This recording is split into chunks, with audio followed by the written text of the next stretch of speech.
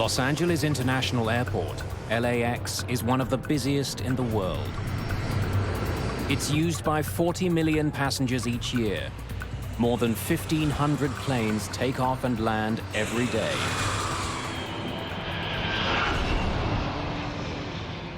It's August the 31st, 1986, Labor Day weekend.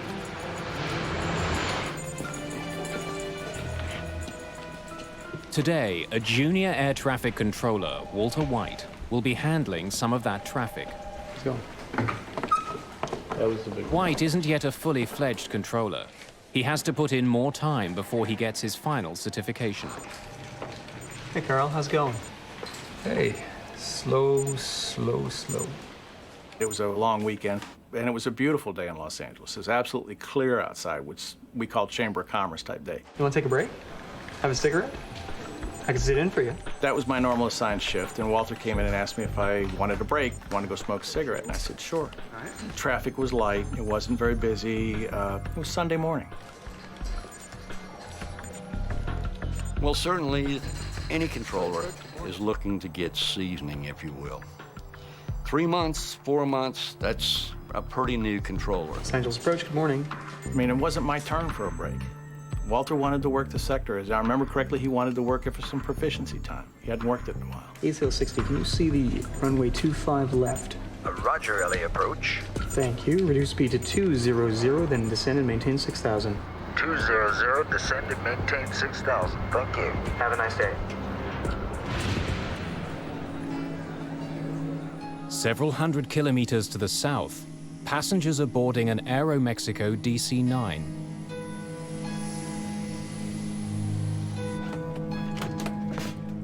Dr. Donald Wong and his sons are returning from a highly successful fishing trip. Jason, I think we should put it up in the kitchen. They caught an enormous sailfish, Your mom will love it. which they plan to display at home. Labor Day weekend was the last weekend before school was to start. Donald decided that it would be fun to take the boys fishing down in Mexico, to go deep sea fishing, which he'd only done one other time in his life. This would be a father-son bonding weekend. And it was also the first time that they had traveled without me.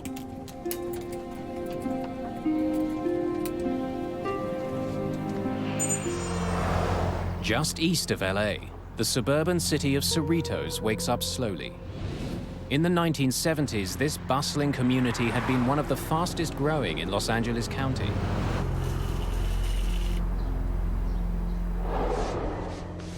My husband had been working out of town all week, and he was coming home for the weekend. And that Sunday morning, I decided, let's just stay home, not go to church. I'm gonna go out and get your favorite things for a good breakfast. Javier, go and take a shower. And I left to go to the grocery store. In the home was Alex. He was 14. His twin sister, Angelica. She was asleep. He was asleep still. And Javier, that was my 16-year-old, and my husband.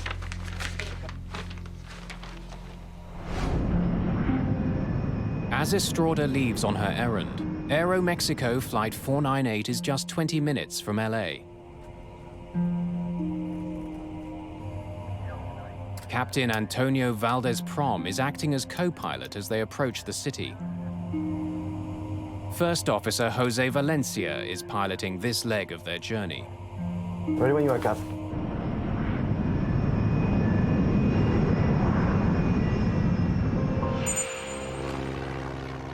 About 22 kilometers south of LAX sits the Torrance Airport. Operating in the mammoth shadow of LAX, Torrance serves private planes and amateur pilots. It's one of several small airports that operate near LA, a region that has over 6,000 weekend flyers. Fuel set. At the end of a busy summer, William Kramer, his daughter Caroline, and wife Kathleen are finally taking to the skies. Piper 4891. All clear for takeoff. Good morning, Piper 4891. This is Torrance Tower. You're clear for takeoff from runway 5. They're heading to Big Bear Lake, Rolling tower. about 200 kilometers northeast. A meticulous man, William Kramer is an executive for an engineering company. 6 years ago, at the age of 47, Kramer bought his first airplane, a stylish and swift Piper Cherokee.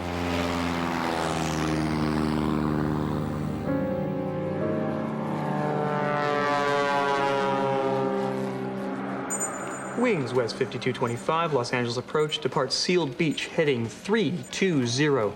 Expect a visual approach, runway 25 left. Report airport in sight. Thanks. Walter White's job as arrivals controller is to make sure incoming planes keep well clear of each other. He's directing them to land on one of two runways. Aerial approach, runway 25 left. Thank you. Southeast of LAX, the crew of Aeromexico Flight 498 is still a few minutes from their first contact with Walter White. But in the skies above Los Angeles, a deadly series of events is about to unfold.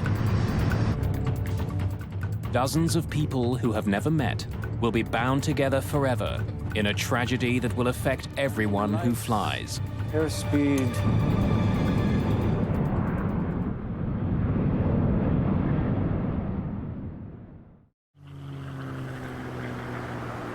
August the 31st, 1986, Labor Day weekend. All clear for takeoff, Torrance. Just south of Los Angeles, William Kramer and his family are finally on their way for a long-awaited holiday. Okay. Just an hour to go, we're in Big Bear Lake.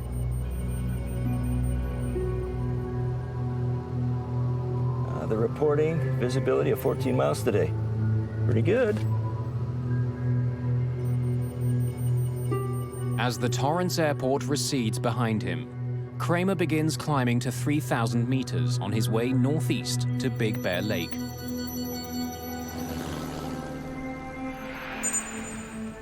Several kilometers away, a half-full DC-9 from Mexico is approaching Los Angeles International Airport.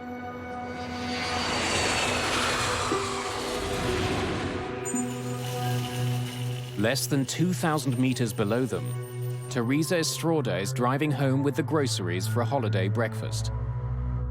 Her husband and 3 children are waiting just a few blocks away.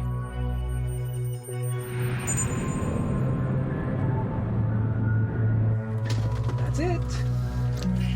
Holiday's over.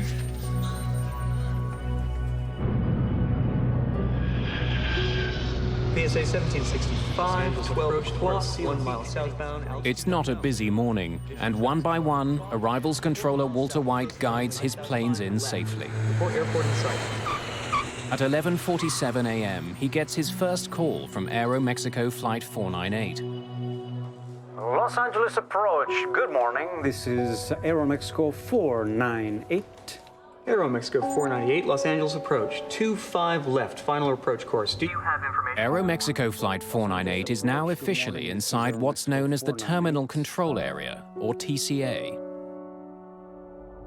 Sometimes referred to as the birdcage, the TCA is a complex piece of three-dimensional airspace around the airport. It's restricted airspace that's normally found around heavily congested airports or hub airports where the traffic density is extremely high and you need to control the access into and out of that airspace. Aeromexico 498, traffic 10 o'clock, 1 mile northbound, altitude unknown. Roger, 498. Aeromexico 498, reduce speed to 190, then descend and maintain 6,000. As the Aeromexico plane descends, William Kramer and his family continue climbing.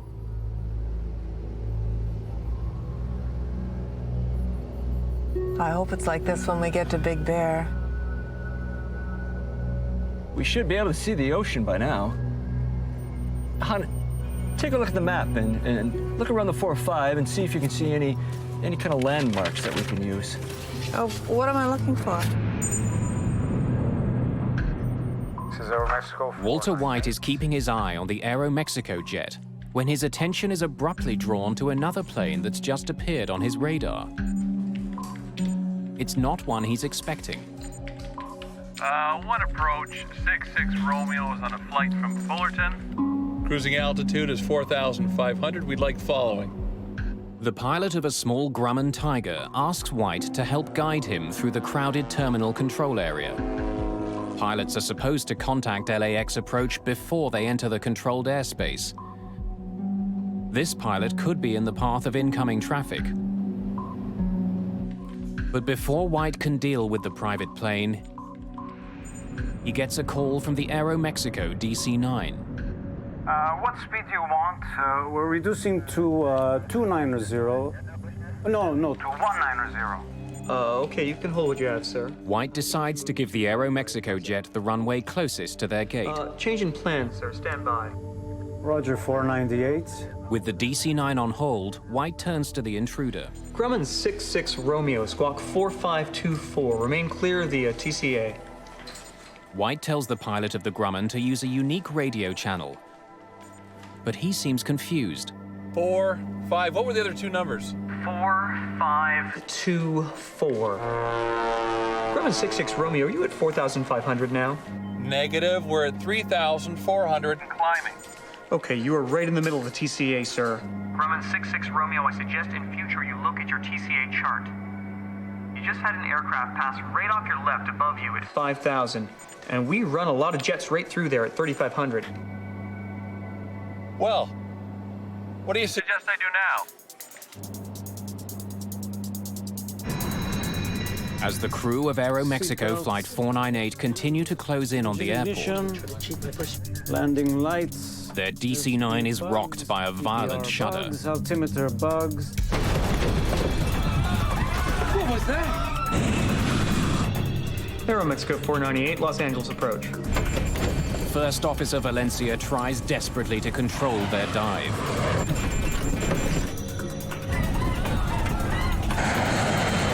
Aeromexico 498. Los Angeles approach. This can't be.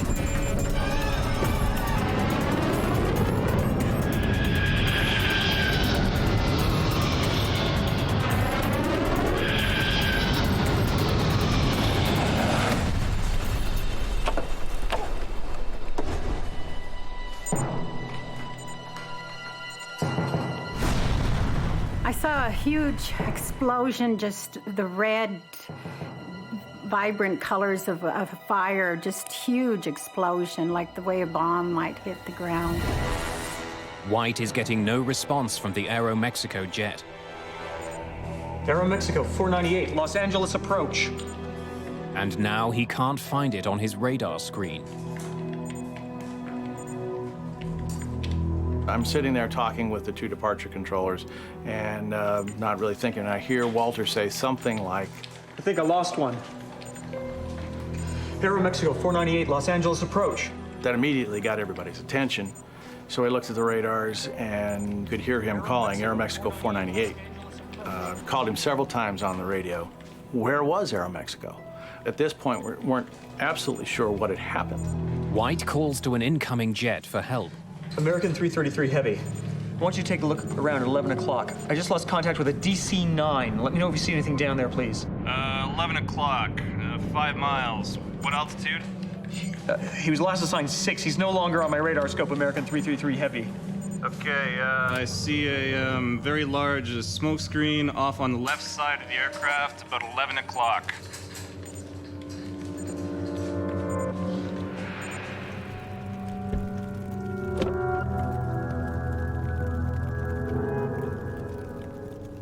I went down the street to go to my house, and I saw a woman's head, that her body had been cut in a diagonal, and she was just laying there. There was nothing but debris and fires sporadically all over the place, and I could see the fire in the whole neighborhood.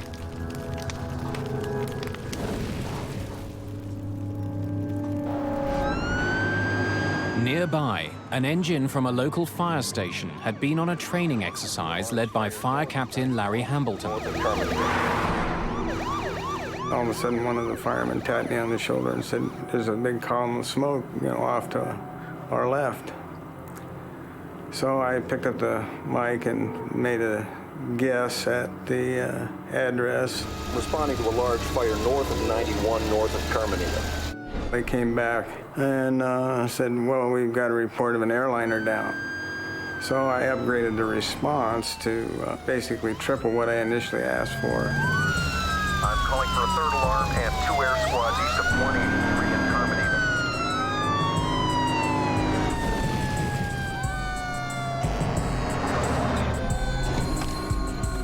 As we approached, I realized that in addition to the aircraft parts in the street, there were people, body parts, which changed the complexion of the whole thing.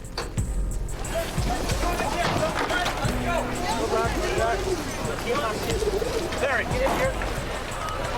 Set up a perimeter.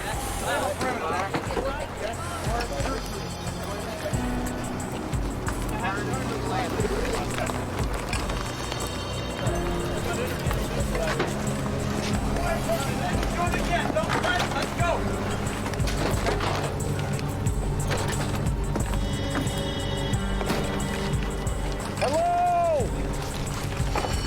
Hello? Can anybody hear me?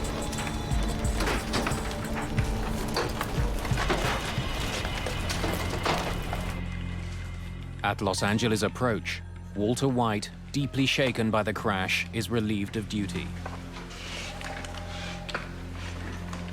I remember watching Walter get up and walk out of the room by himself.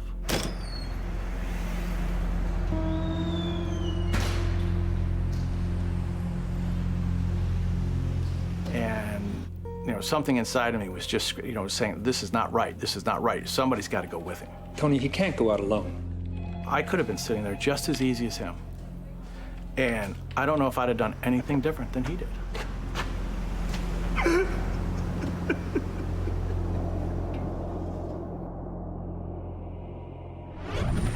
you're out in this area, you'll see a large plume of white and black smoke, and that's the air crash site about 3 miles west of Fullerton Airport, not far. Helicopter news crews are quickly on the scene. They're using for medevacing.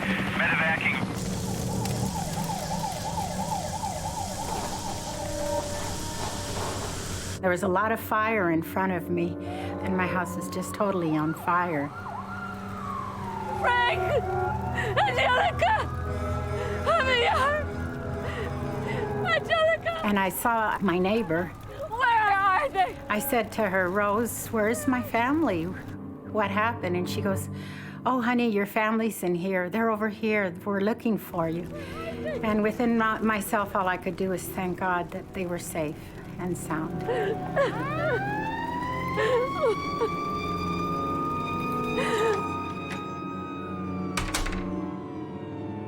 She took me into her home, and I saw Alex. Alex! Alex! What happened? Where's Angelica? Where's Angelica? I don't know. Where's Javier? Where's Papa? I don't know, Mom. I'm sorry. I don't know, Mom. And he started crying right away and said, "Mom, I'm sorry. I'm the only one that came out alive." And all I could do was hug him.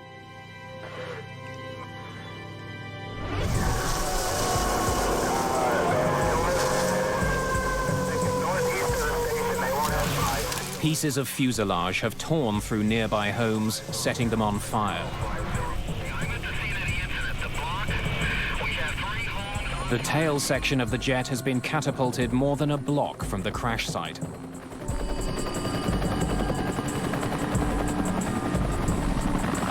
Hello? Is there anybody in here?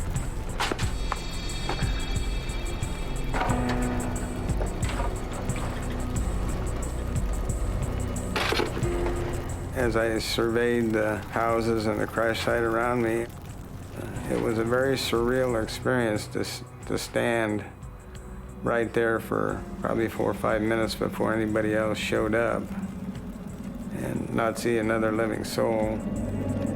I have got wreckage all over the place. There are no survivors. just fatalities.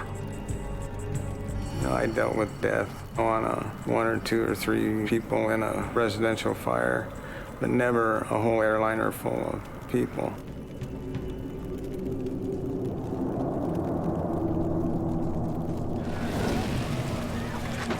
Let's go to work, guys.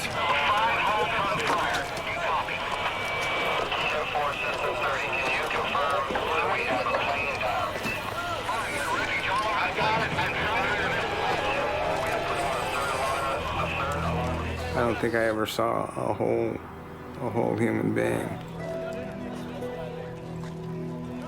I gave him the job of finding body parts and wrapping them or covering them with yellow rescue blankets.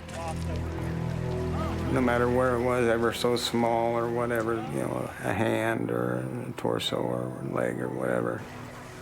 That became life to us. It was treated with respect. My memory of the incident is in a muted shade of brown. It's not black and white, it's not vivid color. You know, the grass isn't green, you know, the houses don't have paint. It's all some muted brown shade. And I'm told that that's my brain's way of taking something violent and horrible and softening it a little bit so I can live with it and deal with it. This neighborhood has just been torn apart. Yellow sheets mark the bodies. I count 1, 2, 3, 4, 5, 6, 7, 8, 9, 10, 11 bodies right now. Oh, gosh. This neighborhood has just been devastated. 16 houses have been damaged, many of them completely destroyed.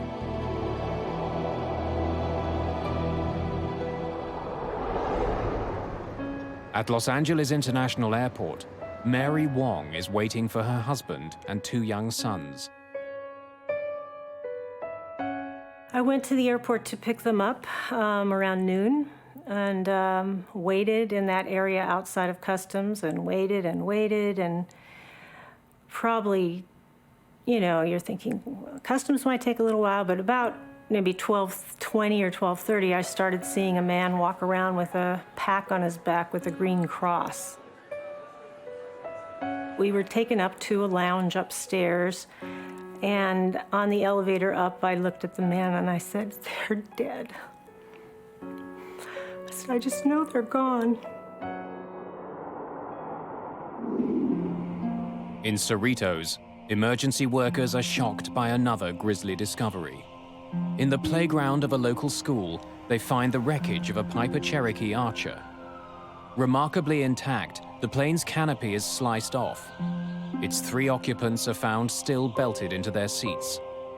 William Kramer and his family are dead.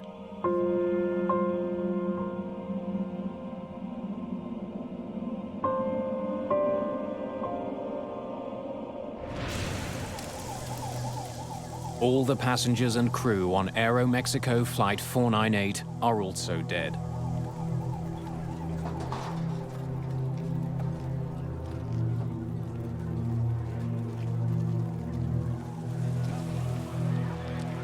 In addition, 15 people on the ground have been killed.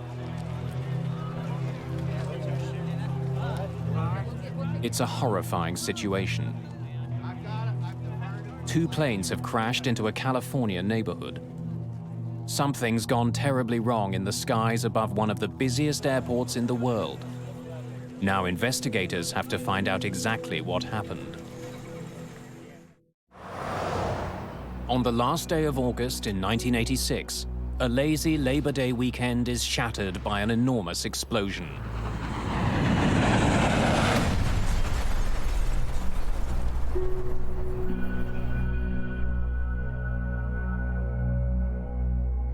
Two planes crash in LA County, destroying several houses.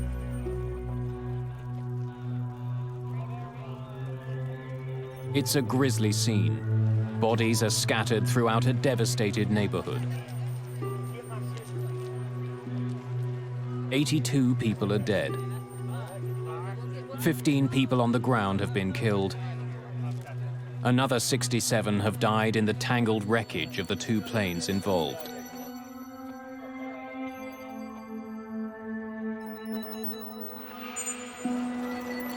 Investigators from the National Transportation Safety Board arrive that night. They include experts in human performance, flight systems, and air traffic control.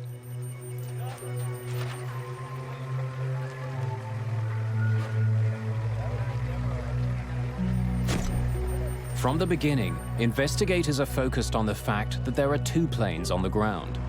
It suggests a disturbing conclusion, that this was a mid-air collision. The idea that this had been a mid-air collision was already conveyed to us before we even launched out of Hangar 6 back when we got to Word. They saw two wreckages coming down, and that's the way it got conveyed to us.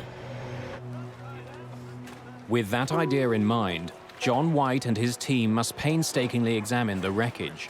It's more of now documenting where the major pieces were, and then looking at the pieces to see if you can determine how the aircraft, at what angle the aircraft may have come together at.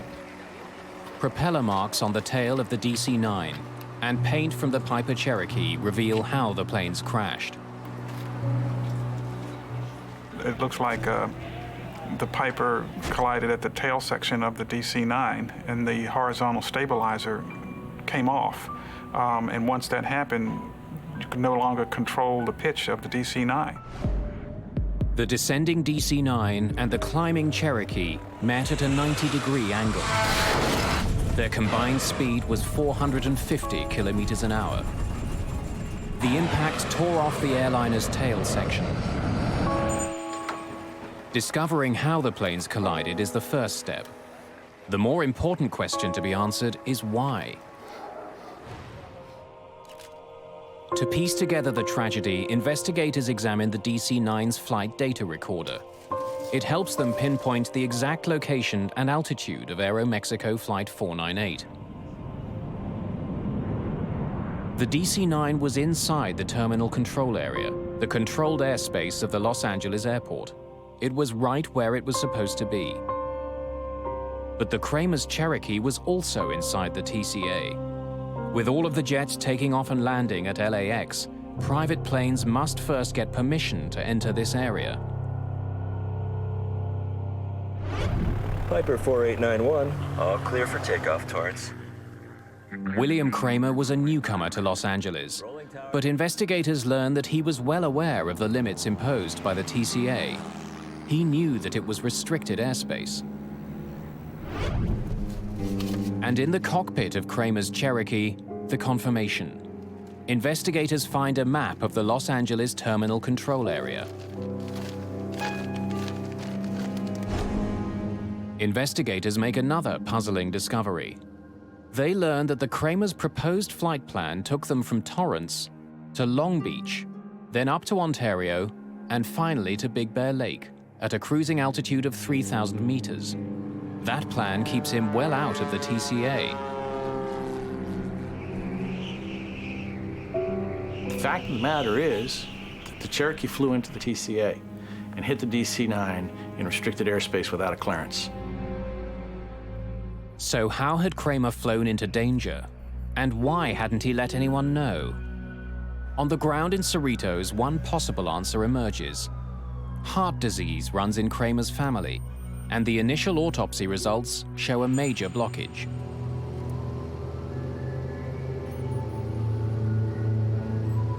Are you all right, Bill? Yeah, I'm fine. Kramer may have suffered a heart attack on the flight, leaving the plane without a pilot.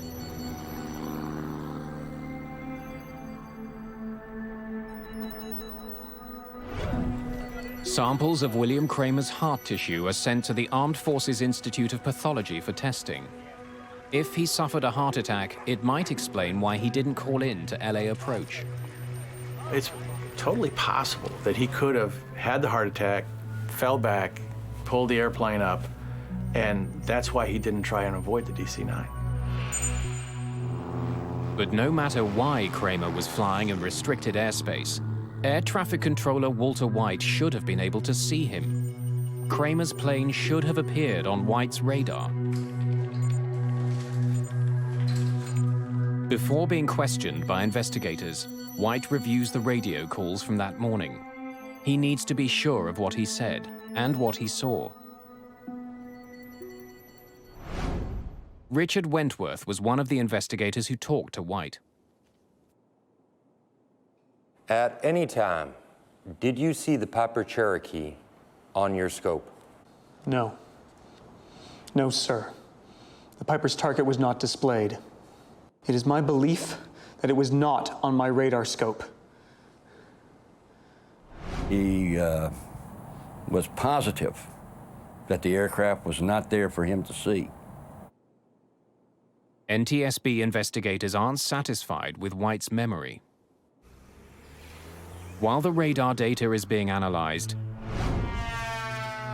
news arrives from the Armed Forces Institute of Pathology about William Kramer's heart. Are you all right, Bill? Results from a detailed study of his body show that while he had advanced heart disease, William Kramer was not fighting a heart attack before the collision. Investigators must find another explanation for why the Kramer's flight went into the Los Angeles terminal control area. While he had submitted a flight plan, small planes like Kramer's Cherokee don't have sophisticated instruments. Like most private pilots, Kramer was navigating by landmarks like freeways. That meant keeping an eye both on the landscape below and the airspace around him. No, it's definitely the 405. Where is it again? Right there. John Andrews is an aviation expert who testified about the circumstances of the Cerritos disaster. The pilot of the Piper was navigating by visual landmarks, possibly attempting to follow parallel to a freeway, and that he had become confused about which freeway he should have been following. New to California, perhaps bewildered by the tangle of freeways below him, Kramer may have flown into the terminal control area without knowing it. There are no lines on the ground that says the TCA starts here and at this altitude. You have to look at a chart, you have to interpret that. Investigators are now confident they can explain why Kramer was inside the controlled airspace of the TCA. But when he finally gets a look at the air traffic control radar record, Richard Wentworth is convinced that Walter White should have been able to see the Piper.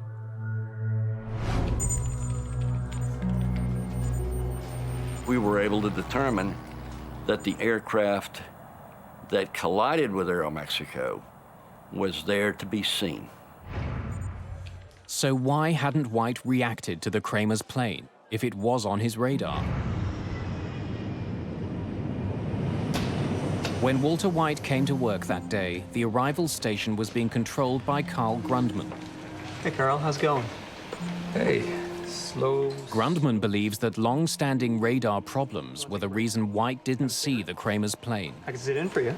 Controllers have been complaining about the radars for a long time. Yours, buddy. All right, thanks a lot. We had reported problems with the radar not picking up targets several times. When radar signals strike a target, they bounce back to the receiver. But if buildings or mountains interrupt the radar, the return signal can disappear. You may lose one target. You may lose two targets. It may not be presented for one sweep. Did you see the Piper Cherokee on your scope? No, sir. But that doesn't mean that the target isn't there. A blind spot is only an instantaneous thing. It's not a continuous thing. I think I lost one. There were also holes that were just because the radar was old. It was just not as accurate as it might have been. It was not state-of-the-art equipment, that's for darn sure.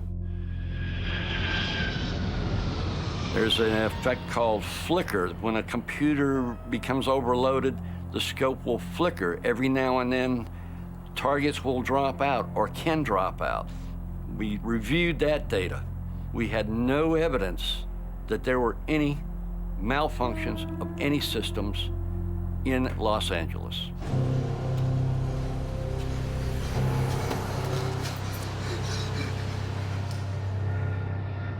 There is another possible explanation. If the Cherokee had appeared on the radar, White still could have missed it.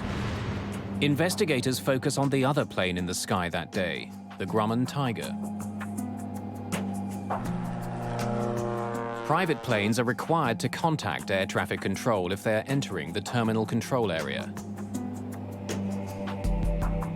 But the Tiger was already deep into the TCA before it radioed Walter White. One approach, 66 Romeo is on a flight from Fullerton. Cruising altitude is 4,500. We'd like the following. Grumman 66 Romeo, are you at 4,500 now? Negative. We're at 3,400 and climbing. Okay, you are right in the middle of the TCA, sir. There was an aircraft that was east of the airport which he became involved in. That was what they called a violator.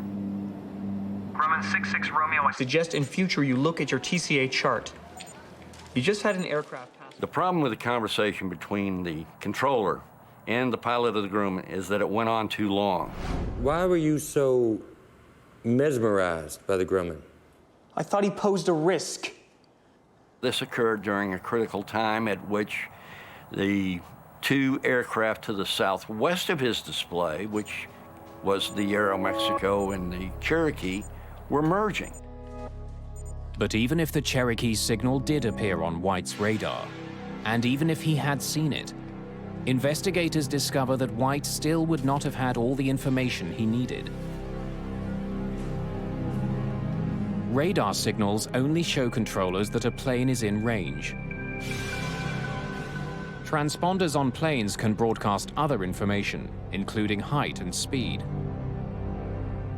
But at the site of the Cherokee wreckage, investigators discover the plane's transponder is a basic model. It only sends out information on the plane's direction. It provides no information about the plane's altitude. So these controllers were pretty much used to seeing a little triangle which represented a VFR aircraft with no altitude readout, traversing all over the place. And unless they learned firsthand from the pilot, they had an expectation that the aircraft would not intrude into that airspace. Grumman 66 Romeo, squawk 45. Investigators believe that White's divided attention, perhaps made worse by an older radar system, explains why air traffic control never warned the DC-9 of the danger posed by Kramer's Cherokee. Any landmarks that we might be able to use as a visual. But there's another mystery that hasn't been solved. Studying the radar records from the day, NTSB investigators are startled by what they find. Neither the crew of the DC-9 nor the pilot of the smaller Cherokee took any evasive action before the crash. Both pilots appear completely unaware of each other. Definitely the 405. Why hadn't the pilots of either airplane reacted? Visibility was over 20 kilometers. How could two planes collide in the clear blue sky? To try to get a better sense of what was happening inside the Aeromexico cockpit, investigators listened to the airplane's cockpit voice recorder. Los Angeles approach, this is Aeromexico 4. The flight crew had put Walter White on their overhead speakers. The microphone for the cockpit voice recorder was right beside the speakers. Depart Sealed Beach, heading 320. Much of what the pilot said was drowned out by White's voice. Reduce speed to 200, then descend and maintain 6,000. Altimeter bugs. The radar information paints a puzzling picture.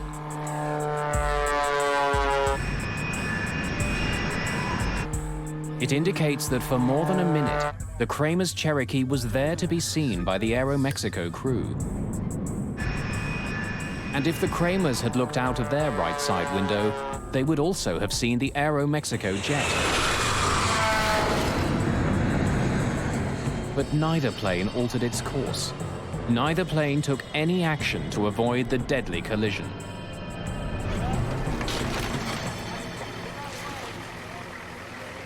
Investigators believe that if William Kramer was indeed lost and using the freeways as a guide, he might never have seen the approaching DC-9.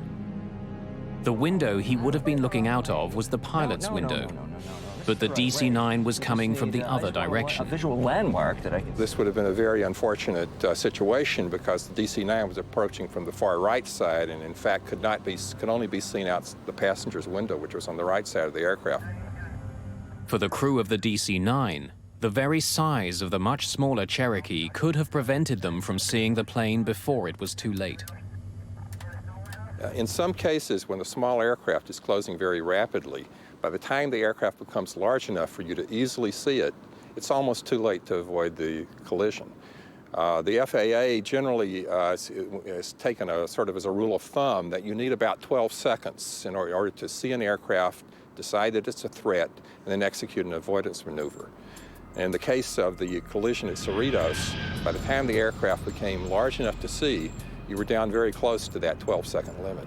In case after case of mid-air collisions, we find out that the aircraft gave no indication that they saw each other until the time they actually collided. The design of the cockpit windshield may also have contributed to the disaster. Hey, Maria. Everything okay? It's possible that during part of the approach, at least for one of the pilots, the aircraft was actually behind the center post, and unless the pilot moved his head back and forth to clear that airspace, unless he had a reason to do that, it's possible the aircraft was obscured during part of the time in which he might have had a chance of seeing the other aircraft. Ignition.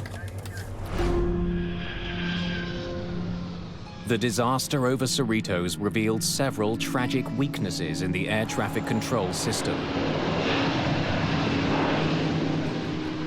One of the most glaring was that pilots could not be relied on to see and avoid each other.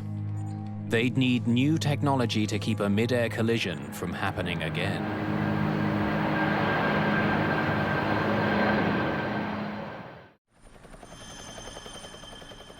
A small California neighborhood is rocked by a terrifying plane crash.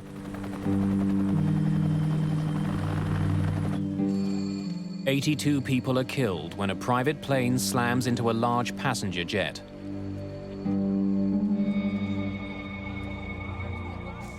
The devastation is enormous.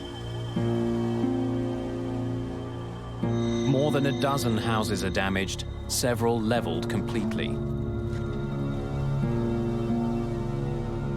The NTSB report makes it clear that there are glaring problems across the air traffic system, and these concerns must be addressed before, inevitably, there is another mid-air disaster. The FAA, which regulates the airline industry in the United States, acted swiftly to improve safety. A new kind of transponder was required for smaller planes, the kind that might have helped air traffic controllers recognize that the private aircraft posed a danger. If you had an aircraft that flew under a controlled airspace, you would have a transponder and you would be required to have altitude encoding or reporting. That way it would be no mistake as to whether you had an intruder or not. A new system called Mode C Intruder was also developed to warn air traffic controllers. Mode C Intruder is an automated program that is now incorporated in all our major radar facilities, that if an aircraft should inadvertently intrude, the controller will now be given a visual and an oral alert, thus giving him time to provide a timely warning to the pilot. Range check. Seatbelts, engine ignition. Even for the most diligent pilot, the old strategy of see and avoid had serious limitations. Those limitations would be addressed with the most important innovation of all. The major technological innovation that came out of the Cerritos midair was the congressional mandate that all air carrier aircraft operating within the United States would be outfitted with TCAS, Traffic Collision and Avoidance System. John Andrews worked on the team that developed TCAS. The TCAS collision avoidance system, which was under development, quite possibly could have prevented this accident. TCAS gives the pilot a traffic advisory at 45 seconds before the potential collision. Hey, Maria. Everything okay back there? And then at approximately 25 seconds or so before the potential collision, a resolution advisory is given to actually tell the pilots to climb or descend to avoid the altitude of the other aircraft. See.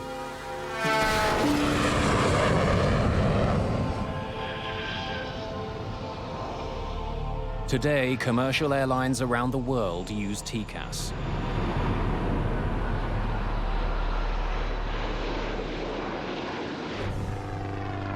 The pilot of the Grumman Tiger, the so-called third pilot whose actions may have played a part in the crash, was eventually charged for flying into controlled airspace in a careless and reckless manner.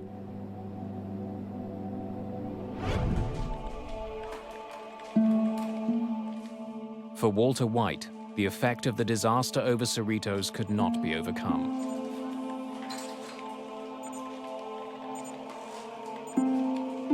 Walter came back to the TRACON, and I think it was probably a month or so later. And I can't give you exactly how long he stayed there, but it wasn't very long. And he just got up and said, no, no thank you.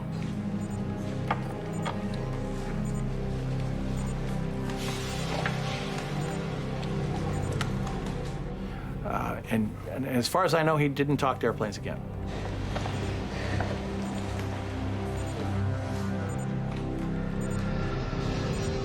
Within a year of the incident, the old radars at LAX were replaced.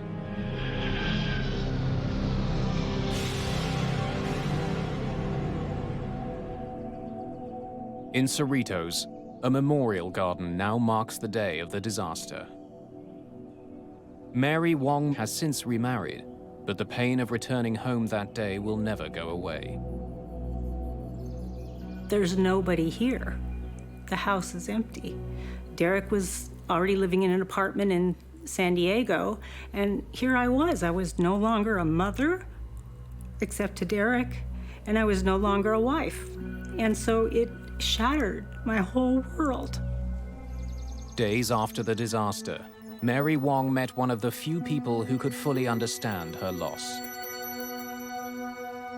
I went to the memorial service, and it was very important to me to try to meet somebody else who had gone through this. And I knew from reading stories that Teresa had lost her husband and 2 children.